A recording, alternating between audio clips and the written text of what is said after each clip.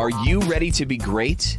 Stop letting self-doubt, insecurity, and fear prevent you from building your business. This morning, wake up to success. Here's John Preston. Good morning. Thanks for joining me. Today, we're going to continue our discussion about how to change your habits, because habits are the foundation of success. We can do anything once, we can do it twice, but it's only when it becomes a habit and we consistently perform the things we need to do to be successful that we do start to see the needle change and our business start to grow. So today we're going to get to some of the meat and potatoes about how to change a habit. We're going to focus today on changing a negative habit, because there's two things you need to do. You need to get rid of your old habits that aren't helping you move towards your business and your goals, and you need to develop new ones. So today we're going to talk about changing those inefficient or destructive habits that we currently have to make room for some of the new habits to success. Now, as I've said before, all of this is pulled from three real books that I call kind of the trifecta of habits books. That's Tiny Habits by B.J. Fogg, The Power of Habit by Charles Duhigg, and Atomic Habits by James Clear. I would encourage you to read all three of those, because combined, they really sort of form the linchpin for changing the habits that you need to change to be successful. So first of all, I'm going to pull this directly from Tiny Habits from B.J. Fogg. The formula for habits are behaviors. Behaviors occur when you have three things. You have motivation, you have ability, and you have a prompt. Now, we've already talked about how motivation is very hard to plan on because it's very inconsistent. It goes up and down depending on our energy, depending on what's happening in our lives, depending on a lot of factors. So motivation is not something that really plays as big a role in changing habits as we think it does, because it's just not consistent enough. Ultimately, when you have a habit you want to change, the motivation is you want to change it. And so that's really the consistency. Where you can really impact that behavior and that habit is to take a look at the ability or the prompt. Now, what does that mean? Ability is the ease with which we're able to do an action. How easy is that action for us to do? And obviously, the harder you make that action, the more likely it is that you simply won't do it. The more harder you make it to sustain a bad habit, the more likely it is that you won't do it. The third part of that is the prompt.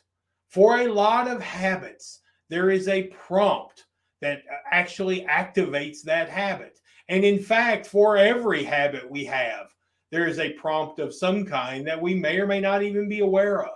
And so really thinking about your habits and breaking down, how easy is it for me to do this habit, and what's the prompt that starts me doing it? And if you think about some of the habits that stop us from being successful, now the same thing we're talking about applies to those personal health habits like smoking, drinking, that sort of thing that we might want to change, dieting, getting in shape.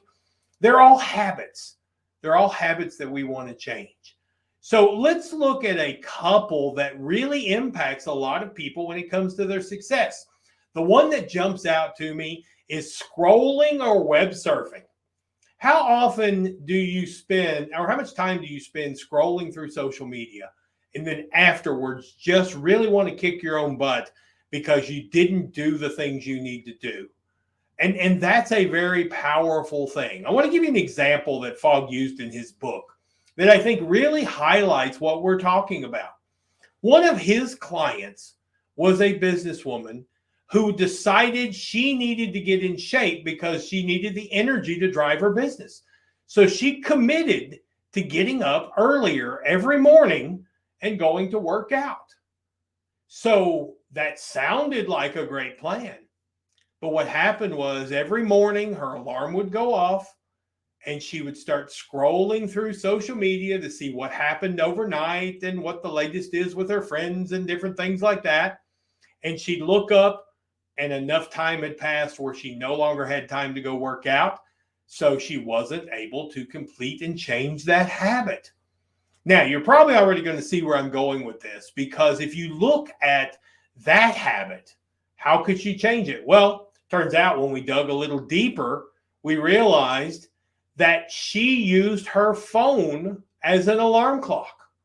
And so when she turned off her alarm, she already had her phone in her hand with the social media apps on the phone, and it was just incredibly easy to start scrolling.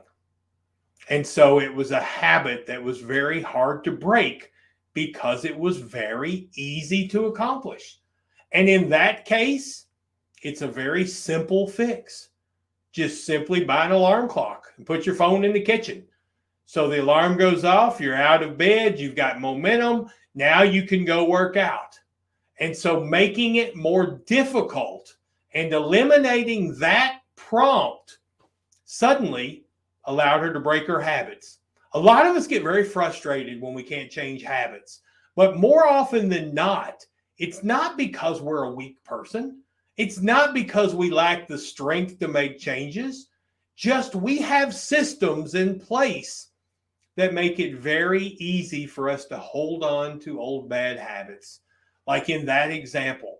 So think about this, for example. If scrolling and web surfing is a habit that you would like to break because it's standing between you and the level of success that you want, make it difficult. Remove those apps from your phone. Get rid of those bookmarks off your desktop, because it's a lot harder to type up and go to a web page and actually type in the URL than it is to click on a button. And so by doing that, you make it harder. So think of your bad habits and first think about, am I making this very easy? One of my favorite quotes is, I don't even know who it comes from, but one of my favorite quotes is, temptation usually walks through doors intentionally left open. So if you really feel like, you're spending too much time scrolling and not enough time building your business, and you've got an app on your phone that opens up directly to the social media page, guess what? You've left the door open for that temptation.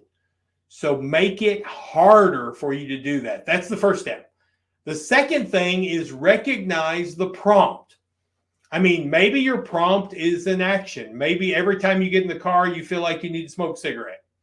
And so once you recognize that prompt, then you can try to find some other action to substitute in when you have that same prompt. And I know this seems very simple, but it's not. Changing habits are hard. But if you can change the prompt or make it harder to do the action, you'll find that it's easier to break the habit.